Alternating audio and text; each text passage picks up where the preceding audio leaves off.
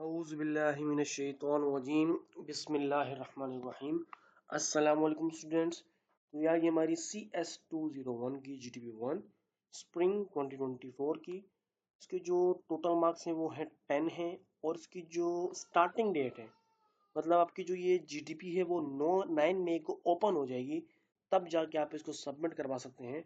और 10 मई इसकी last date है, मतलब इन 2 दिनों के दौरान आप अपने GTP को सबमिट करवा सकते हैं।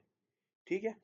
उससे पहले आपसे छोटी रिक्वेस्ट करूंगा कि काइंडली प्लीज़ चैनल को ज़रूर सब्सक्राइब कर दीजिएगा। उसके बाद सिंपली आगे बढ़ते हैं। और एक दूसरी चीज़, इंस्ट्रक्शन में जो कुछ मेंशन की हुई होंगी उन्हें एक बार ज़रूर रीड आउट कर लीजिएगा। ठीक है। आगे बढ़ते हमने GDP को समझ लेते हैं, हमें क्या क्वेश्चन दिया है, हमने उसका क्या जवाब देना है।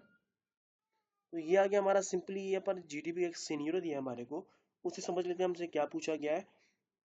कह रहे हैं सपोज करें आप काम कर रहे हैं एज अ मैथ स्टूडेंट और रिसर्च प्रोजेक्ट के ऊपर, एक रिसर्च प्रोजेक्ट के ऊपर आप एक एज अ मैथ स्टूडेंट जो है काम कर रहे हैं, जो इन्वॉल्व करता है, कंडक्ट करता है डिफरेंट एक्सपेरिमेंट्स को और एक्सप्लोर करता है प्रॉपर्टीज और डिफरेंट मैथमेटिकल ऑपरेशंस को। ठीक है। अच्छा, मैं इंग्लिश में रीड आउट नहीं कर रहा हूँ, डायरेक्ट आपको उर्दू में कोशिश करना समझा दूँ। ठीक है, जितना बेहतर हो सके उतने बेहतर आपको समझाऊंगा, क्योंकि वीडियो लंबी हो जाती है तो आप वो सेशन उस चीज़ को स्किप कर देते हैं। मेन चीज़ समझाना है, रीड तो आप खुद भी कर सकते हैं। ठीक है। ही वांट्स टू डेवलप, अच्छा ये डेवलप करना चाहता है एप्लीकेशन को जो सॉल्व करेगी मैथमेटिकल प्रॉब्लम्स को। जो मैथ स्टूडेंट है वो प्रोवाइड कर रहा है मैथमेटिकल स्पेसिफिकेशन और रिक्वायरमेंट्स जो डेवलप करेंगी एप्लीकेशन को। स्पेसिफिक जो रिक्वायरमेंट्स है मैथ स्टूडेंट के लिए वो ये है, जो रिक्वायरमेंट को उसको नीड है इस एप्लीकेशन को बनाने के लिए, जो रिसर्च पे उसको जो मिला है मैथ स्टूडेंट को। ठीक है। उसमें क्या कह रहे हैं, हम पहले पे कह रहे हैं कि एप्लीकेशन को जो है वो कैलकुलेट करे आंसर को डिफरेंट मैथमेटिकल ऑपरेशंस के थ्रू। दूसरा है कि वो इन्वॉल्व करे इनपुट को, इनपुट जो है यूज़र को उसको डिस्प्लेइंग करे आउटपुट पे। और एप्लीकेशन जो है वो डिटेक्ट कर सके एनोमलीज को, इनपुट्स को जो यूज़र ने गिव किए। ठीक है। आगे कह रहे हैं as a computer science student. अब कह रहे हैं आप अगर as a computer science student आपको पता है कि मैथ ऑपरेशन जो होते हैं वो इम्प्लीमेंट होते हैं, यूज होते हैं बिल्ट इन फंक्शन के थ्रू, जैसे कि सी मैथ लाइब्रेरी, C++ और राइटिंग कोड जो था मैथमेटिकल ऑपरेशन का themself, user defined function according to, मतलब इसकी रिक्वायरमेंट जो है वो अबव मेंशन है।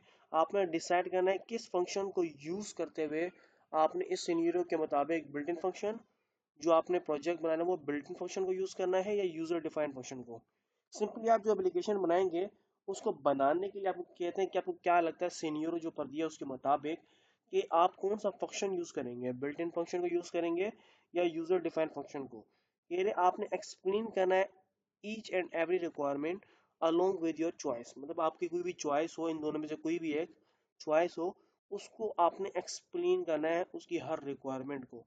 ये कुछ इंस्ट्रक्शन दी हैं, इसे भी समझ लेते हैं। सिंपली कह रहे हैं कि आपने only type of function choice और both will be consider incorrect solution. ठीक है। आपने कह रहे हैं किसी एक ही चॉइस पे आपने बनाना है। ठीक है। वरना तो आप दोनों पे बनाएंगे तो आपका इनकरेक्ट सॉल्यूशन माना जाएगा। उसके बाद कह रहे हैं प्रॉपरली आपने करना है, और ये तमाम चीज़ें। ठीक है।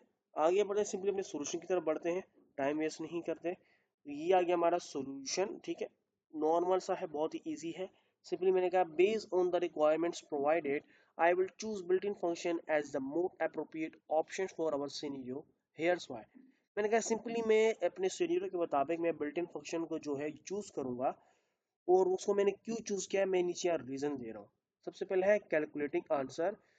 आंसर को कैलकुलेट करने के लिए बिल्ट इन फंक्शन जो होता है सी मैथ लाइब्रेरी का, सिन कॉस टेन पावर एटसेट्रा, ये ऑप्टिमाइज होते हैं, एफिशिएंट होते हैं और कैलकुलेट करते हैं मैथमेटिकल ऑपरेशंस को। और ये रिलायबल होते हैं और एक्यूरेट होते हैं और सूटेबल होते हैं एप्लीकेशन के लिए। ठीक है। सेकेंड है user input and output.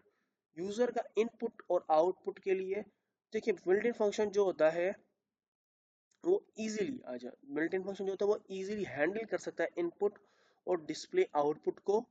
Example के तौर पे अगर हम सिन ऑब्जेक्ट को यूज करें, उसका इनपुट जो होगा वो काउट होगा, display the output, output use करने के लिए। ठीक है। नेक्स्ट है एनोमली डिटेक्शन। एनोमली को डिटेक्ट करने के लिए बिल्ट इन जो फंक्शन होता है वो बिल्ट इन चेक्स भी करता है एनोमलीज को, लाइक जिस तरीके से अगर डिवीजन बाय जीरो हो जाए उसको, और ये एक्सपेक्टेशन को रिटर्न कर देता है एरर वैल्यूज को, और इजी करता है डिटेक्ट करने में हैंडल सच केसेस को। ठीक है, आगे हमने कहा using built in function.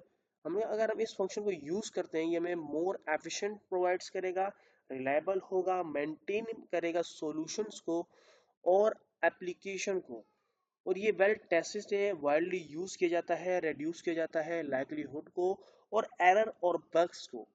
In contrast, अगर कॉन्ट्रास्ट में देखा जाए जो यूजर डिफाइंड फंक्शन है वो रिक्वायर करता है एडिशनल कोड को टेस्टिंग को अचीव करने के लिए same level of reliability and efficiency. In our scenario, हमने कहा इस सीनियरो के अंदर आपने देखा बिल्ट इन फंक्शन जो है वो हमारे लिए बेस्ट चॉइस है क्योंकि उसकी एक्यूरेसी, एफिशिएंसी और built in anomaly detection capabilities हैं, मेकिंग देम सुटेबल। ये जो रीजन है ये इसको सुटेबल बनाती है कि वो हम लोग कैलकुलेटिंग मैथमेटिकल ऑपरेशंस के लिए इसको यूज करें इनपुट और आउटपुट के लिए। ठीक है, उम्मीद करता हूँ यहाँ तक आपके कॉन्सेप्ट थोड़े क्लियर हो गए होंगे, आपको सॉल्यूशन समझ आ गया होगा। काइंडली प्लीज चैनल को जरूर सब्सक्राइब कर दीजिएगा और इस वीडियो को अपने दोस्तों से शेयर कीजिएगा ताकि उनकी भी हेल्प हो जाए।